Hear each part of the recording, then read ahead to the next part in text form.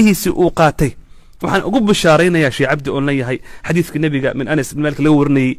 ilaahay subhanahu wa ta'ala wuxuu leeyahay xadiisul qudsi qofka aan ku imtixaamo idab talaytu abdi bi habibatayhi haddaan adoonkayga labadiisa inood aan ka qaado oo fa sabara markaas uu sabro awadtuhu waxaan ugu bedelaa minhuma labada inood aljanna janna ugu bedelaya horta labada inood ilaahay ka qaatay janna ilaahay kugu bedelay insha Allah ta'ala inta waa basiir dhaaftay adigoo dhihi dam ku dhaheen baad quraankeena xafidtaa taasna waa guul kala weyn ma sha Allah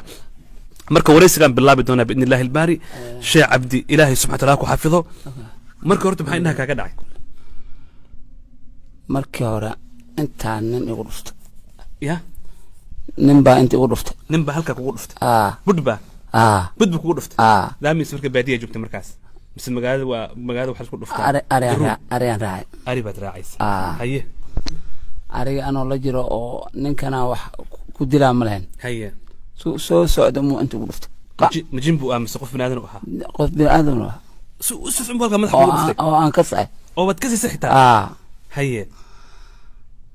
markuu dhiigi u soo daatay yu carar haye anna markaas magaaladeen soo aaday haye adoo wax arkayo socda wax baan arkaa haye markii kadib ay indhaha zam ku dhahay Allahu akbar ilaahi subhanahu wa ta'ala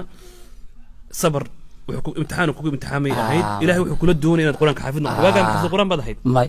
قرآن كمية برنجرت ما جرت دي أنت مية جعلنا كل قنتو أما بربرات ما جرت وحكم شغلكم هذا الحين شغلكم هذا مرك إلهي إنه أنتوا هوشة كاسو جيدي قرآن كله حفسي إنها أصابة مية إنها أصابة هي